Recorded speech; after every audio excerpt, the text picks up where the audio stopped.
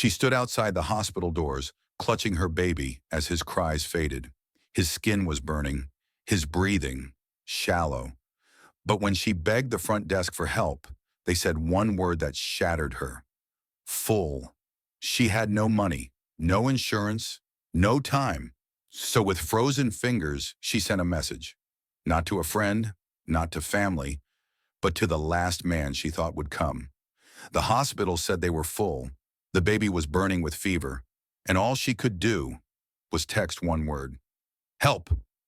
6 minutes later, the billionaire who never looked back came running into the cold.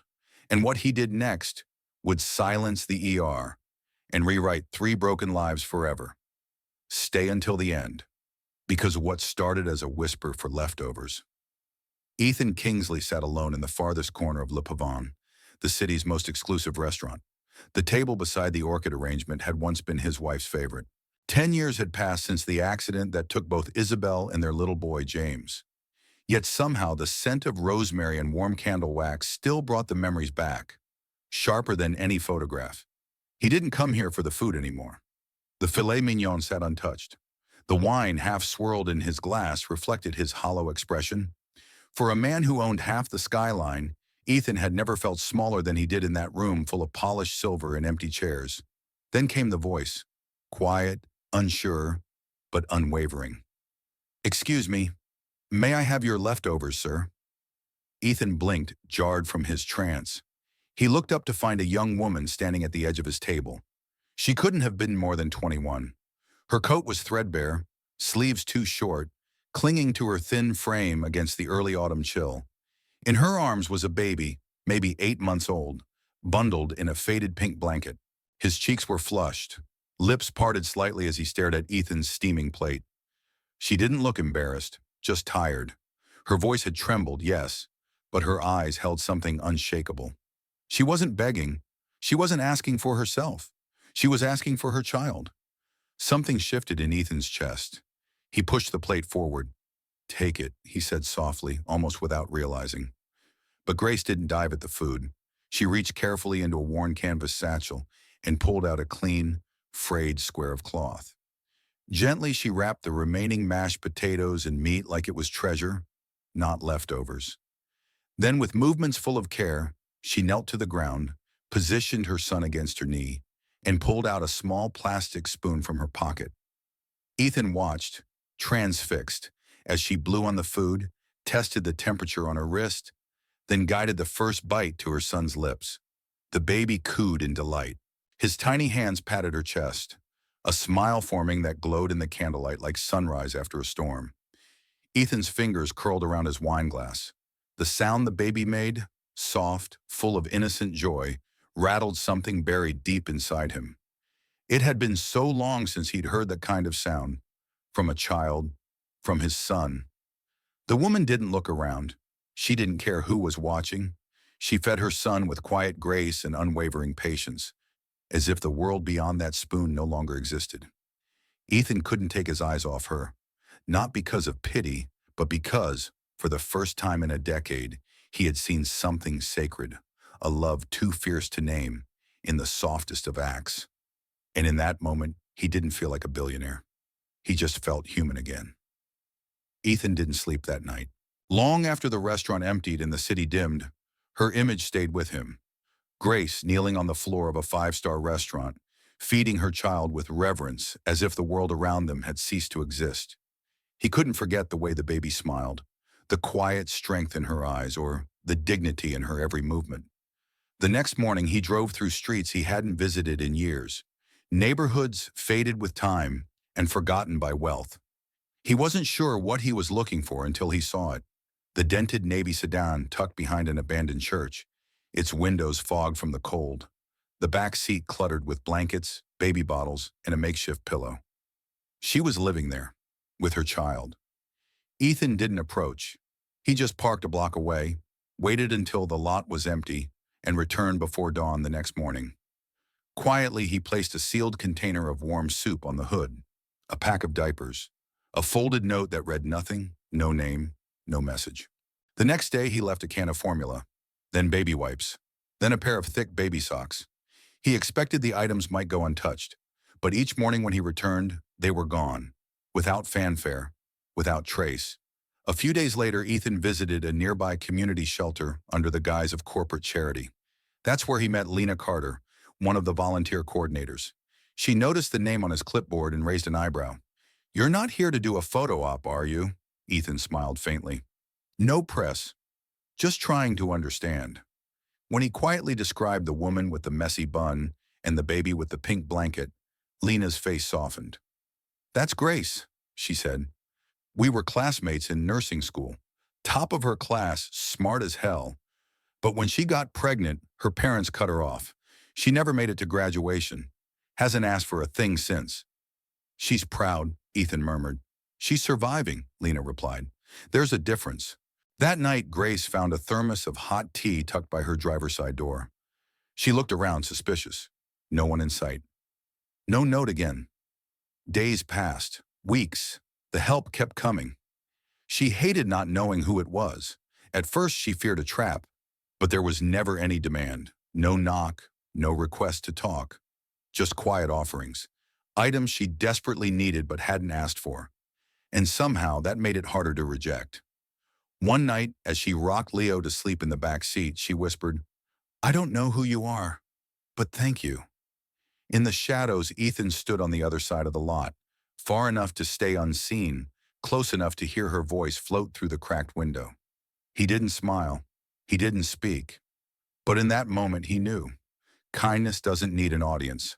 And love, real love, often begins in silence. The fever came on fast. At first, Leo was just fussy, refusing his bottle, tossing in her arms. Grace whispered lullabies in the back seat of their car, gently rocking him, thinking maybe it was teething. But within hours, his skin turned hot to the touch. His little body trembled, breath coming in shallow gasps. His eyes, usually full of wonder, looked glazed and far away. Panic settled like a stone in her chest.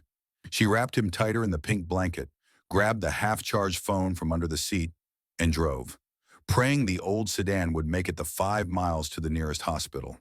At the emergency room, the fluorescent lights buzzed overhead. She rushed to the front desk, Leo cradled against her chest, burning with fever. "He's burning up, 104, she gasped. "He's not responding. Please, he needs help." The woman at the reception barely looked up. "Do you have insurance?" Grace hesitated, breath catching. "No, but he's a baby. We're at capacity," the woman said curtly. "We can't admit him without proper intake." "He's barely breathing." The woman sighed, tapping her keyboard. "You'll need to wait or find another facility." Grace stumbled back, clutching Leo as if her arms were the only thing tethering him to life. Her vision blurred. The cold outside hit like knives as she stepped out into the night air, trying to keep her composure. Leo whimpered weakly. Then he went quiet. She looked down. His eyes were closed, his chest rising in shallow, almost imperceptible movements. "No, no, no, no," she whispered, rocking him frantically. Her fingers trembled as she unlocked her phone. She didn't know why she trusted the number. She didn't even know for sure who it belonged to. The packages, the silence, the care. It had to be him. She typed one word, "Please," then pressed send. 6 minutes later, headlights exploded through the night. A sleek black SUV swerved to the curb, tires screeching. The driver's door flung open before the engine even stopped. Ethan Kingsley ran through the cold like it owed him something. His coat billowed behind him. His expression was carved from stone and fire.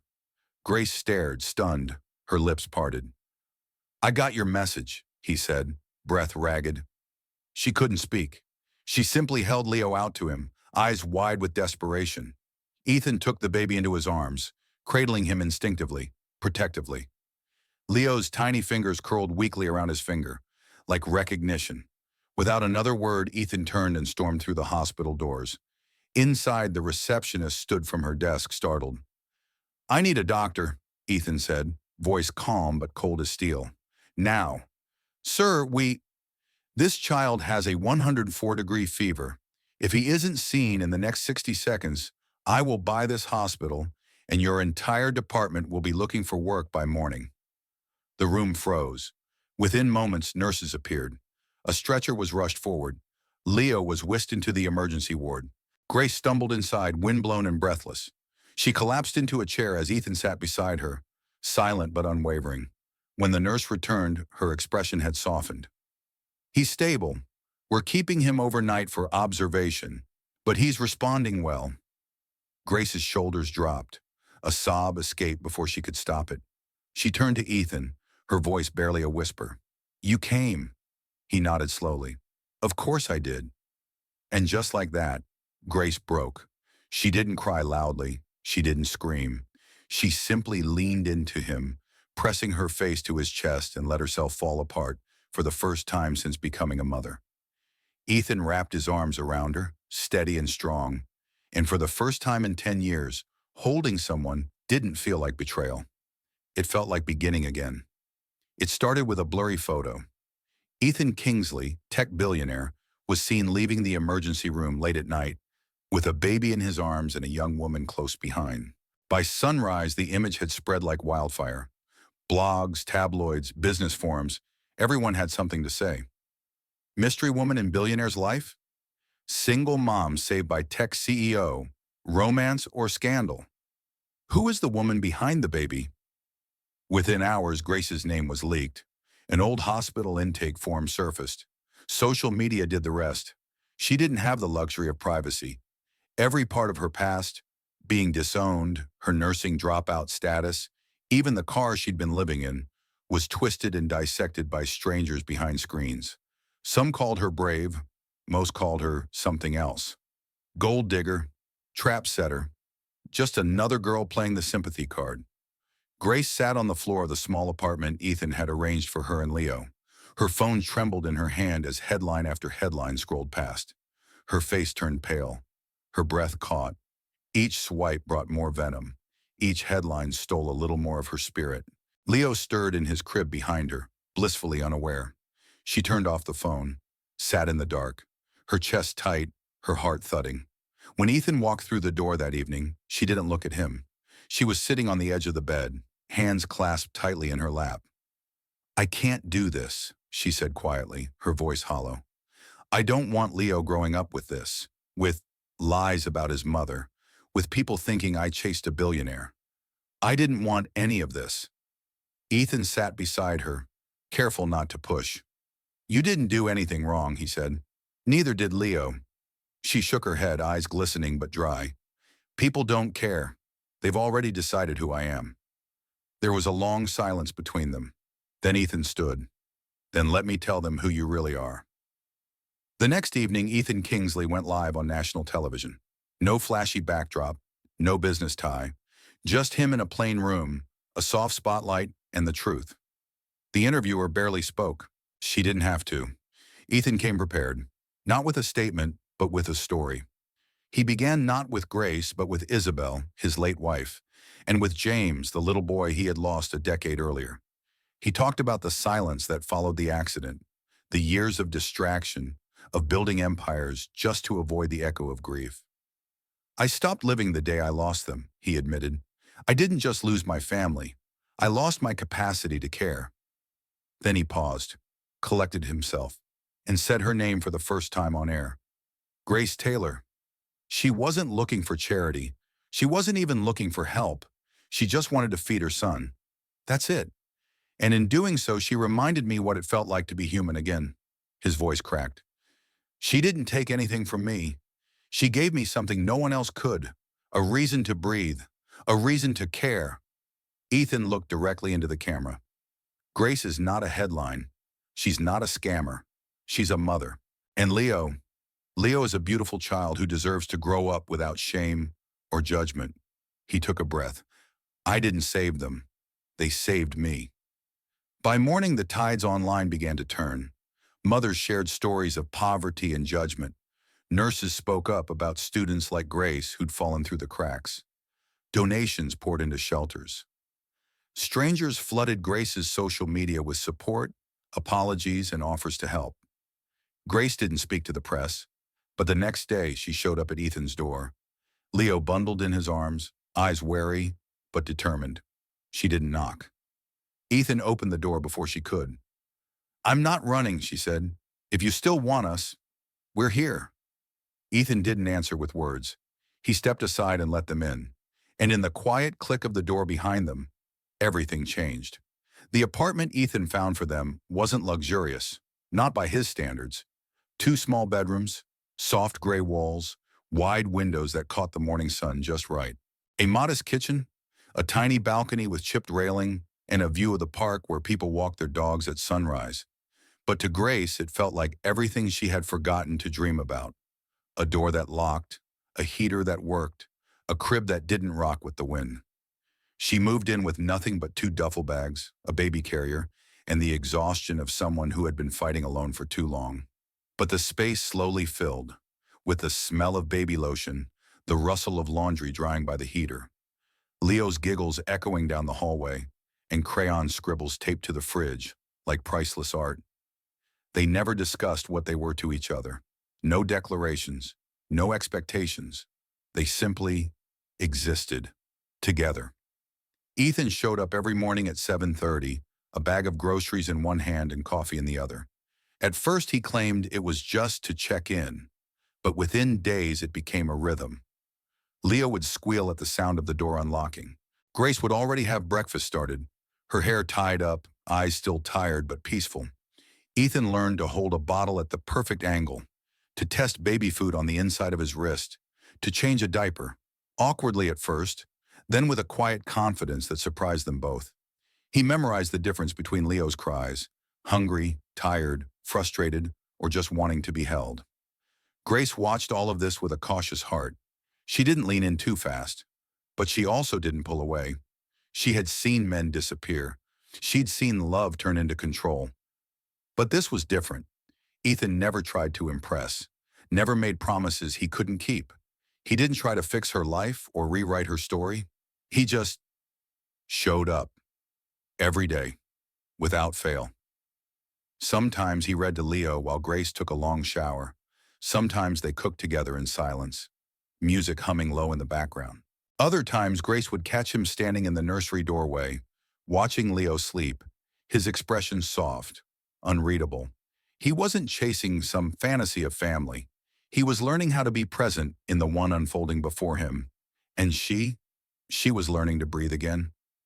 One evening, after a particularly fussy night with Leo teething, they sat on the small balcony, a blanket draped across both their laps.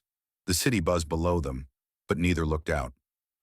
"I used to think," Grace said quietly, "that once I had a child, I'd never be allowed to rest, that I'd have to stay strong forever." Ethan glanced at her, his voice gentle. "You don't have to be strong tonight." She looked at him then, really looked, and something broke open. Not in a painful way, but like a door creaking after years of rust. "I didn't expect you," she whispered. "I didn't expect any of this," he admitted. "But I don't want to be anywhere else." They didn't kiss.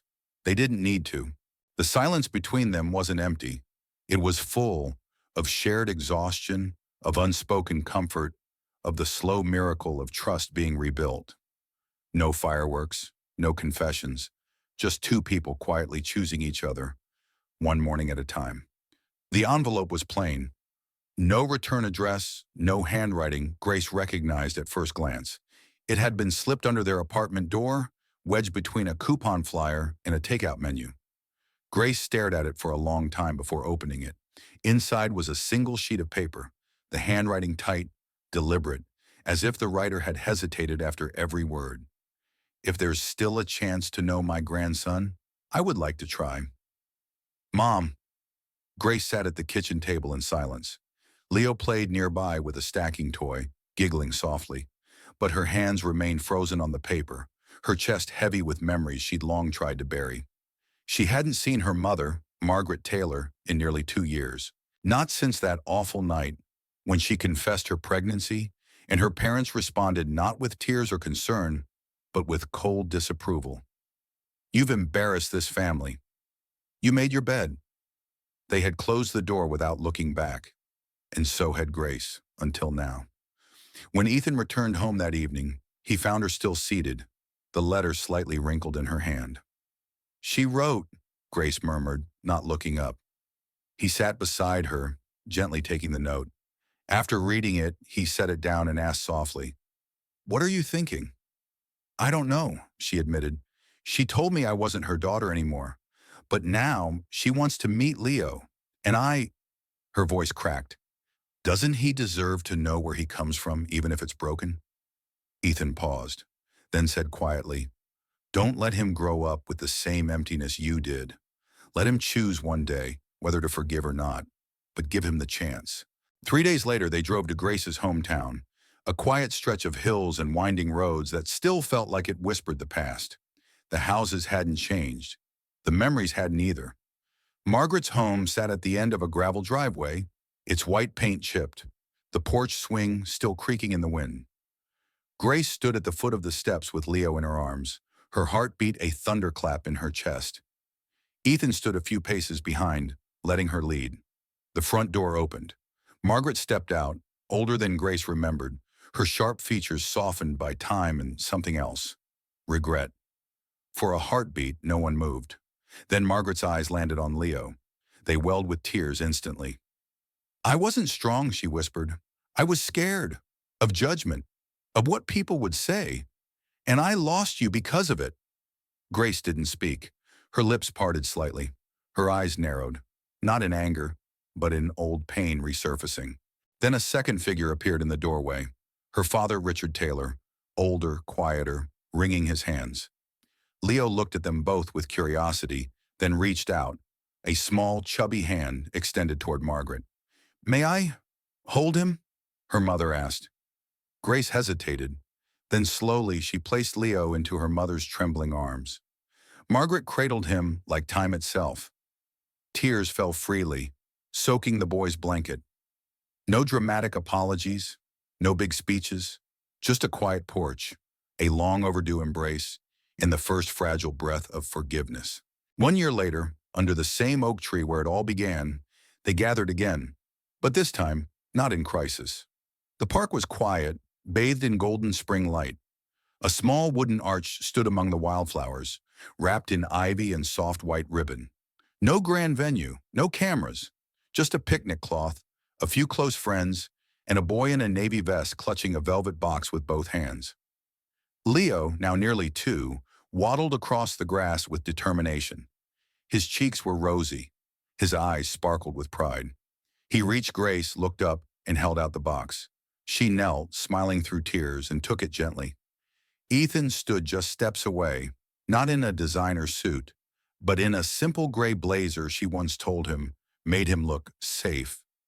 His silver-streaked hair moved slightly in the breeze.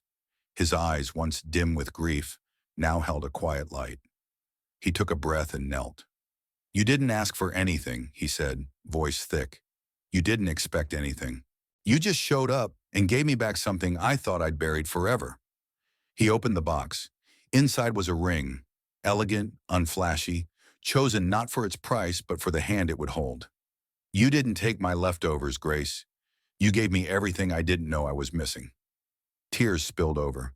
She nodded, laughing as she whispered, "Yes." They embraced, and just as the minister began the vows, Leo toddled forward, wrapped his arms around Ethan's leg, and looked up with shining eyes. "Daddy," he said softly. Ethan knelt, lifting him gently into his arms. "I love you, son." They weren't just husband and wife. They were something deeper. They were finally a family. In a world that often moves too fast and values appearances over authenticity, this story reminds us of something deeply human: the quiet, unspoken power of kindness. Ethan Kingsley had wealth, status, and every material comfort imaginable. But it wasn't until a young woman asked for his leftovers that he remembered how to feel. And Grace, a mother who had lost everything but her dignity, found a second chance not through charity, but through courage. This isn't just a story about love. It's about what happens when we choose to show up for each other, not with grand gestures, but with presence, patience, and quiet belief in someone else's worth. In today's world, how often do we judge others before knowing their story? How many single parents sleep in cars tonight? How many Ethans walk past them, unaware they hold the power to change a life, not with a handout, but with human connection? What would you have done if Grace stood beside your table that night? Would you have looked away or leaned in? We'd love to hear your thoughts in the comments. Have you ever experienced a moment where a stranger's kindness changed your life, or where you were that stranger? If this story touched your heart, brought back a memory, or gave you hope, please consider liking this video, sharing it with someone who needs it, and subscribing to Warm Soul Stories. Thank you for spending this time with us. Because stories like this don't just warm the soul, they remind us that the smallest acts of grace often have the greatest power to heal. We'll see you in the next story. Until then, keep choosing compassion,